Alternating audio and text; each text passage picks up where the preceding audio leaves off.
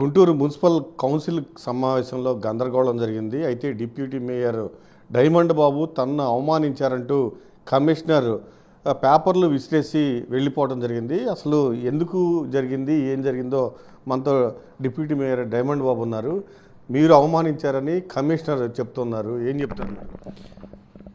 Commissioner గారిని ఉచ్చరించి కానీ commissioner గారి పేరుతో కానీ ఒక్క వర్డ్ మేము మాట్లాడినట్టు నిన్న కౌన్సిల్ రికార్డ్స్ను ఒకసారి పరిశీలన చేసుకోండి.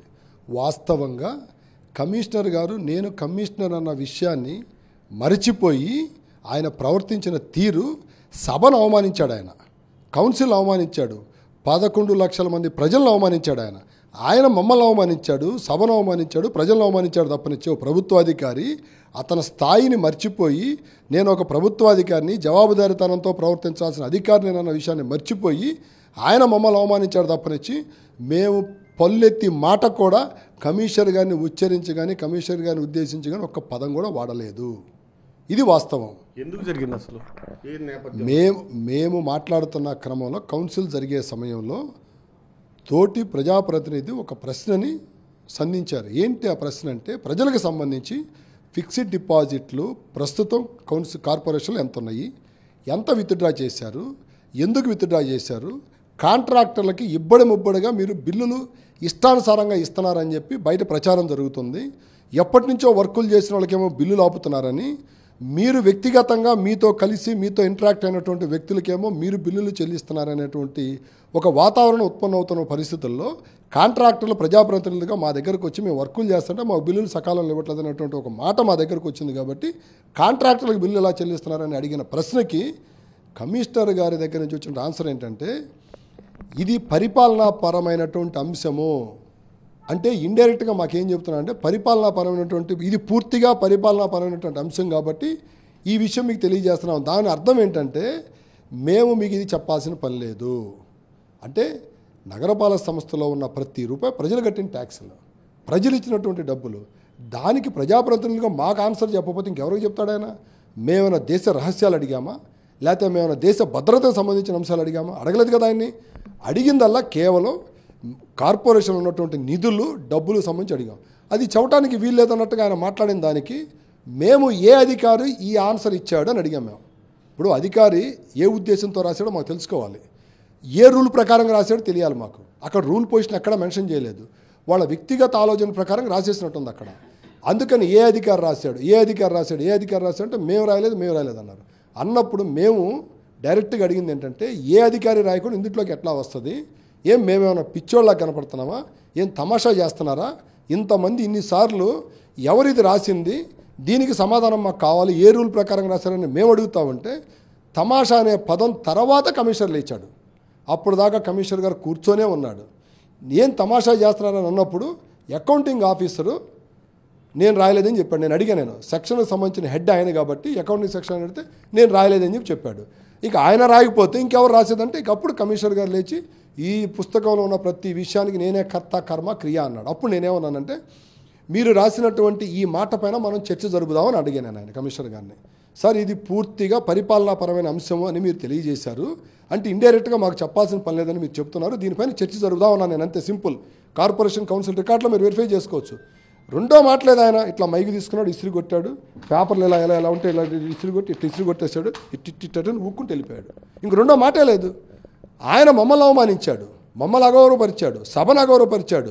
మేము దాని గురించి మళ్ళా వెంటనే గౌరవ మేయర్ గారు ఒక హాఫ్ అన్ అవర్ సభను వాయిదా వేస్తున్నాను, హాఫ్ అన్ అవర్ తర్వాత మళ్ళీ కూర్చుందామని చెప్పిన తర్వాత మళ్ళీ భోజనాలు చేసుకుని 3 గంటలకి గౌరవ సభ్యులందరం కూడా కౌన్సిల్ సమావేశంలోకి హాజరయ్యాం. హాజరైతే నిర్విధంగా కమిషనర్ గారు కానీ వాళ్ళ సిబ్బంది కానీ ఎవ్వరూ కూడా కౌన్సిల్ హాల్లోకి రాలేదు. అంటే దీని అర్థం ఏంటి? ఆయన మమ్మల్ని అవమానించాడు. నువ్వు రాకుండా ఉండటానికి నీకున్నటువంటి అధికారం ఏంటి? ఏ రూల్ ప్రకారం నువ్వు రాలేదు లోపలికి తెలియజేయాలి కదా. నీకు జరిగినటువంటి ఇబ్బంది ఏంటి? వీటన్నిటికీ మూలం ఏంటయ్యా అంటే, మేము నెక్స్ట్ అడుగుతున్నటువంటి ప్రశ్నలు నగరపాలక సంస్థ కమిషనర్ పులి శ్రీనివాసరావు గారు అతని ఇష్టారాజ్యంగా అతని సొంత జాగీరులాగా చేసినటువంటి పనుల్ని మేము ప్రశ్నల రూపంలో సంధించాము. ఆ సంధించే దాంట్లో భాగంగా మా దగ్గర ఉన్న ఆధారాలకు ఆయన ఆన్సర్ చెప్పాల్సి వచ్చింది. కాబట్టి వాటిల్లో నుంచి ఆయన ఎస్కేప్ అవటానికి ఈ తమాషా అనే పదం అందరిని ఉద్దేశించి మమ్మల్ని పిచ్చోళ్ళని చేస్తున్నారు, మీరు మమ్మల్ని పిచ్చి వాళ్ళ కింద చూస్తున్నారు, ఇది మంచి పద్ధతి కాదు, మేము ప్రజాప్రతినిధులు అని చెప్పి ప్రశ్నిస్తే తమాషాగా ఉందో, మీరు ఆన్సర్ చెప్పట్లేదన్న దానికి ఆయన ఒక్కదాన్ని అడ్డం పెట్టుకొని ఊగిపోయి మైక్ ఇసిరిగొట్టి పేపర్లు ఇసిరేసి వెళ్ళిపోయినటువంటి పరిస్థితి సభ్య సమాజం తలదించుకునే విధంగా కమిషనర్ ప్రవర్తించాడు తప్పనిచ్చి గౌరవ సభ్యులు అందరూ కూడా చాలా హుందాతనంతో చాలా గౌరవంగా నేను సభని ప్రవర్తించిన తీరు కావాలంటే మీరు మీడియా మిత్రులు నేను తెలియజేస్తాను. నేను కౌన్సిల్లో నిన్న జరిగిన రికార్డ్స్ మొత్తం కూడా మీరు తీసుకోవచ్చు. ప్రతి వర్డు రికార్డ్ అయి ఉంటుంది, ప్రతి మాట రికార్డ్ అయి ఉంటుంది. దీన్ని పరిశీలన చేసుకుంటే ఆయన మమ్మల్ని అవమానపరిచాడా, మేము ఆయన అవమానపరిచామా, తేట తెల్లవేదని చెప్పి సందర్భంగా తెలియజేస్తాం. విజయవాడ వరద బాధితులకు కార్పొరేషన్ నుంచి దాదాపు 9 కోట్లకు పైగా వెళ్ళి అని చెప్తారు. మీ అందరికీ తెలుసా? అవి 9,22,97,000 రూపాయలు వెళ్ళినటువంటి అంశం మాకు ఈ మధ్యకాలంలో తెలిసిన తప్పనిచ్చి నేను అడుగుతా ఉన్నా, తెలుగుదేశం పార్టీకి సంబంధించిన 3 శాసనసభ్యులు ఉన్నారు, వాళ్ళకైనా తెలుసా కనీసం? ఇక్కడ కేంద్ర మంత్రి ఉన్నాడు, ఆయనకైనా తెలుసా కనీసం? తెలుగుదేశం పార్టీకి సంబంధించినటువంటి గౌరవ సభ్యులు ప్రజాప్రతినిధులు ఉన్నారు, కార్పొరేటర్లు, వాళ్ళకైనా తెలుసా? పోనీ వాళ్ళు అధికార పార్టీలో ఉన్నారు కాబట్టి. ఇది ఖచ్చితంగా సభను అవమానపరిచే విధంగా ప్రవర్తించాడు కమిషనర్. ఆయనకి లేనటువంటి అధికారాన్ని, ఆయనకి లేనటువంటి పవర్స్ని పూర్తిగా దుర్వినియోగం చేశాడు ఆయన. ఇది అందుట్లో ఎటువంటి సందేహం. ఆయన పవర్స్ 10 లక్షల వరకే. పోనీ 9,22,00,000 రూపాయలు గౌరవ ముఖ్యమంత్రి గారు అడిగాడని పంపించావు, కాదంటలేదు. ఈ పంపించే ప్రక్రియ ఉందే, ఇది పూర్తిగా లోపాయికారిగా చేశాడు. 17 లక్షల ఫుడ్ ప్యాకెట్లు పంపించడం ఏంటి, 13 లక్షల పాల ప్యాకెట్లు పంపించడం ఏంటి, 3 లక్షల వాటర్ బాటిల్స్ పంపించడం ఏంటి, అసలు ఇవన్నీ 2 లక్షల బిస్కెట్ ప్యాకెట్లు ఏంటి, వీటన్నిటికి కలిపి 9,22,97,000 రూపాయలు గుంటూరు నగరపాలక సంస్థ నుంచి 10 రోజుల్లో డబ్బులు కూడా నువ్వు రిలీజ్ చేసి పారేసి, ఎవరికి రిలీజ్ చేశావు, రిలీజ్ చేయించుకున్న వాడికి అర్హత ఏంటి, వాడి కథ ఏంటో అనేది అసలు గుట్టు చప్పుడు కాకుండా నగరంలో ఉన్న ప్రజాప్రతినిధులకి ఎవ్వరికి, కౌన్సిల్ అప్రూవ్ లేదు, కౌన్సిల్తో సంబంధం లేదు, ఎవ్వరికి తెలియకుండా గుట్టు చప్పుడు కాకుండా నువ్వు రిలీజ్ చేసిన విధానం ఉందే, దీనికి ఆన్సర్ చెప్పాలి కమిషనరు. ఇది మేము అడుగుతున్నామన్న ఉద్దేశంతో నెక్స్ట్ మా ప్రశ్న అదే, ఆ ప్రశ్నకి ఇది ఎక్కడ ఆన్సర్ చెప్పాలి అనే ఉద్దేశంతో ఆయన తప్పించుకునే ధోరణిలో, పలాయనం చిత్తగించే ధోరణిలో చేసినటువంటి అంశమే తప్పనిచ్చి ఇందుట్లో ఏం చేశాడంటే, బుడమేరు వాక్యం మేము డబ్బులు ఖర్చు పంపించామండి, ఇది వైసీపీ వాళ్ళు కావాలని చెప్పి ఇష్యూ చేస్తున్నారు అని తెలుగుదేశం పార్టీ అధికార పార్టీ వాళ్ళ దగ్గర మెప్పు పొందటానికి చేసినటువంటి కుట్ర ఇది. నేను ఎవడుతున్నానంటే, మేము డబ్బులు పంపించిన దానికి వ్యతిరేకంగా 9 కోట్లుగా 90 కోట్లు పంపిద్దాం ప్రజా అవసరాల కోసం, మళ్ళీ వెనక్కి తెచ్చుకుందాం, అది వేరే విషయం. ఇతను 9,22,97,000 రూపాయలు గౌరవ ముఖ్యమంత్రి చంద్రబాబు నాయుడు గారిని అడుగుతా ఉన్నాం. మేము ఈరోజు రాష్ట్ర ప్రభుత్వాన్ని అడుగుతా ఉన్నాం. అవి సక్రమంగా ప్రజలకు అందినది చూసుకోవాల్సిన బాధ్యత రాష్ట్ర ప్రభుత్వం పైన ఉంది.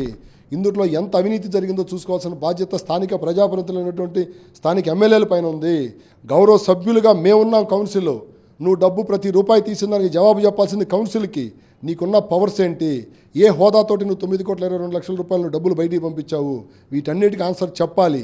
వీటికి ఆన్సర్ చెప్పాల్సి వచ్చింది కాబట్టే చంద్రబాబు నాయుడు గారి దగ్గర, తెలుగుదేశం పార్టీ వాళ్ళ దగ్గర మీరు అడిగితే పంపించామని వైసీపీ వాళ్ళు మా పైన ఇది చేస్తున్నారు అది చేస్తున్నారు అని చెప్పని అతను చేసినటువంటి అవినీతిని కప్పిపుచ్చుకోవడానికి చేసినటువంటి డ్రామా తప్పనిచ్చి ఇందులో మరో ఒక ఉద్దేశం లేదు.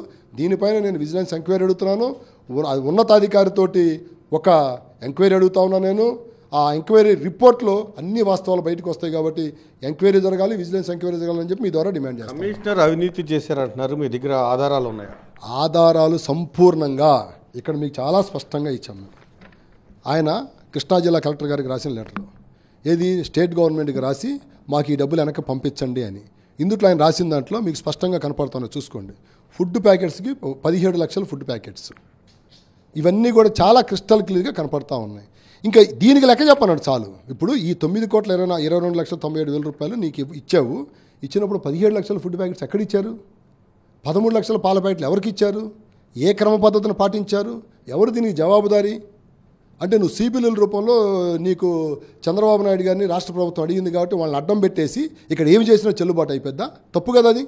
నేనేది ఏంటంటే, అక్కడ జనాలు ప్రాణాలు అరిచేతిలో పట్టుకొని అన్నమో రామచంద్ర అంట వరద బాధితులు ఈ బతికితే చాలరా భగవంతుడు అని అక్కడుంటే, అందరూ కూడా అన్ని పార్టీలకు అతీతంగా ప్రజలందరూ ఏకమయ్యి ప్రజలకు సేవ చేసి చాలామంది మంచి హృదయంతో లక్షల కోట్ల రూపాయలు వాళ్ళకి ఉదార స్వభావంతో డబ్బులు ఇస్తూ ఉంటే నువ్వు ఇక్కడ దోపిడీ చేస్తూ ఉంటే ఎట్టాగా అడుగుతా ఉన్నా నేను. దీనిపైన విజిలెన్స్ ఎంక్వైరీ చేసి నీ చిత్తశుద్ధి నిరూపించుకో, తప్పులేదు. నువ్వు 17 లక్షల ప్యాకెట్లు ఎక్కడ ఇచ్చావు, ఎవరి ద్వారా ఇచ్చావు, దానికి అకౌంటబిలిటీ ఏంటి, దానికి లెక్క ఏంటి చూపించు.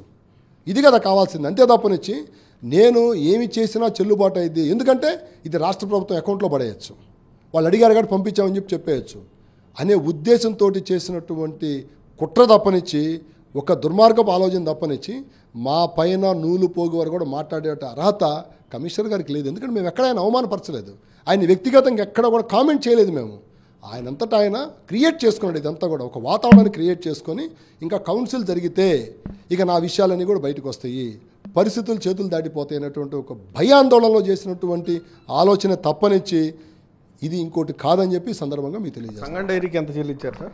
సంగం డైరీకి ఇక్కడ మీ దగ్గర ఉన్న లెక్క ప్రకారం, మా దగ్గర ఉన్న లెక్క ప్రకారం milk packets 13,58,992 half litre packets ఇస్తే వాళ్ళకి చెల్లించిన మొత్తము 3,07,21,016 రూపాయలు చెల్లించాడు. విత్ ఇన్ ద 10 రోజుల లోపు. ఎవ్వరికి తెలియదు ఇది ఎట్లాగంటున్నా, ఇది ఏంటిది, మీ ఇంట్లో డబ్బులా, మీ తండ్రి గారు సంపాదించిన డబ్బులా, ఎట్లా ఇస్తారు మీరు? ఇది గుంటూరు ప్రజల డబ్బులు కదా, నీకు స్టేట్ గవర్నమెంట్ ఇస్తుంది, మళ్ళీ వెనక్కి ఇస్తుంది, తప్పేం కాదు, తెచ్చుకుంటాం ఏదో ఒక రోజున. కానీ నువ్వు చేసినటువంటి విధానం ఏదైతే ఉందో ఇది ఖచ్చితంగా తప్పు, మీరు అవలంబించినటువంటి ప్రక్రియ తప్పు. ఇందుట్లో అన్ని కోణాల్లో విచారణ జరపాలి, అన్ని కోణాల్లో విచారణ జరిపితేనే వాస్తవాలు బయటకు వస్తాయి. కాబట్టి మేము అన్ని కోణాల్లో విచారణ జరిపి సమగ్రంగా దీనికి ఒక నివేదిక తయారు చేసి రాష్ట్ర ప్రభుత్వం ఇతను ప్రజల యొక్క బలహీనతలను దృష్టిలో పెట్టుకొని ఎలాగ అవినీతికి పాల్పడ్డాడో కూడా ఇది నివృత్తి చేయాల్సిన బాధ్యత రాష్ట్ర ప్రభుత్వం మీద. ఎందుకంటే ఇది ఛాలెంజింగ్ ప్రాజెక్ట్ రాష్ట్ర ప్రభుత్వానికి. ఎందుకు బుడమేరు అనేది ఆగమేఘాల మీద ప్రజలని చెప్పి అన్నదాతల మొత్తాన్ని భారతదేశం మొత్తం రాష్ట్ర వ్యాప్తంగా తెలుగువారు ఎక్కడుంటే అక్కడ మీరు ఒక సద్రోహంతో మంచి హృదయంతో మీరందరూ కూడా తలా ఒక చెయ్యి వేయండి అని చెప్పని రాష్ట్ర ప్రభుత్వం పిలిపిస్తే ఎవరికి సంబంధం లేకపోయినా కూడా కోట్ల మంది లక్షలు కోట్ల రూపాయల డబ్బులు విరాళాల రూపంలో ఇచ్చారు. ఆ పరిస్థితుల్లో మనం మానవతా దృక్పథంతో గుంటూరు నగరపాలక సంస్థ నుంచి ప్రజలందరినీ భాగస్వాములు చేసి, ప్రజాప్రతినిధులను భాగస్వాములు చేసి, ఒక గంటలో మీరు ఫోన్ చేస్తే కార్పొరేషన్ నుంచి కార్పొరేటర్లు వస్తారు, ఎమ్మెల్యేలు వస్తారు, కేంద్ర మంత్రి గారు అందుబాటులో ఉంటే ఆయన వస్తాడు, అందరం కూర్చొని సమగ్రంగా దీనికి ఒక ప్రణాళికాబద్ధంగా ఎక్కడా పర్పస్ఫుల్గా వెళ్తున్నాయి, ఇది ఎక్కడ కూడా మిస్యూజ్ కాకూడదని ఒక ప్రణాళికాబద్ధంగా ఒక ప్రణాళిక సిద్ధం చేసుకొని డిస్ట్రిబ్యూషన్ చేసే వాళ్ళు అందరూ భాగస్వాములు అయ్యి. ఇక్కడ ఎవ్వరి భాగస్వామ్యం లేదు, అధికారులు కమిషనర్ వాళ్ళకి నచ్చిన వాళ్ళకి సిబిల్లుల రూపంలో క్యాష్ కొట్టేశారు 10 రోజుల్లో. అదేమనంటే రాష్ట్ర ప్రభుత్వం అర్జెంటుగా డబ్బులు చెల్లించేశారు. ఎట్లా చెల్లించారు, ఏంటి దీనికి అంటే నువ్వు పర్పస్ఫుల్గా చెప్పిన ప్రతి ఐటము ప్రజలకు చేరిందా లేదా, ఇది చేరలేదనేది మా దగ్గర ఉన్నటువంటి ఎవిడెన్స్. ఇందులో ఎంత అవినీతి జరిగింది, ఇది ఎందుకు అవినీతి అంటే అధికారులు అవినీతి చేయటం వేరే కోణాల్లో చాలా చూస్తుంటాం. ఈ అంశం సున్నితమైన అంశం. అక్కడేంటి బుడమేరు వాగు ప్రజలకి ఎన్ని సౌకర్యాలు అనేది అంత మంచిది. ఈ టైంలో ఏంటంటే 4 అడుగుల నీళ్ళల్లో అక్కడ కుటుంబాలు ప్రాణాలు అరిచేతిలో పెట్టుకొని సంసారాలు చేస్తున్నారు. ఏంట్రా మా జీవితాలు బతికితా చాలరా భగవంతుడు అనుకుంటున్నారు. ఈ పరిస్థితులను అవకాశంగా తీసుకొని చేసినటువంటి విధానం ఉంది కదా, ఈ విధానాన్ని మేము తప్పుపడతా ఉన్నాము. ఈ విధానంలో వాళ్ళు చేసినటువంటి ప్రాసెస్ మొత్తం కూడా చారిత్రాత్మక తప్పిదం. కాబట్టి ఈ బలహీనతల టైంలో ఈ విధంగా చేయటం అంటే సభ్య సమాజం క్షమించకూడదు ఈ అంశాన్ని.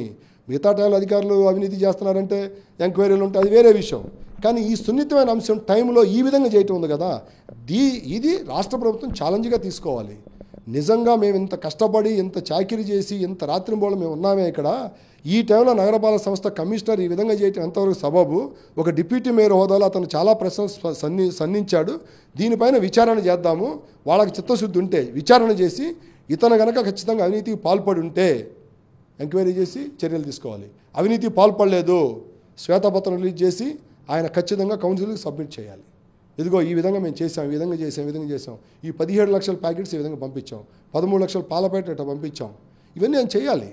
ఇది చెయ్యకుండా దాన్ని తప్పించుకునే క్రమంలో చేసినటువంటి ప్రక్రియ తప్పనిచ్చి మా మీద నిందేయడం తప్పనిచ్చి ఆయన ఎంటైర్ గుంటూరు నగరాన్ని అవమానించాడు, కౌన్సిల్ని అవమానించాడు, సభను అవమానించాడు, తెలుగుదేశం పార్టీ ప్రజాప్రతినిధులు కూడా అవమానించాడు. అందుకు ఎటువంటి సందేహం లేదు.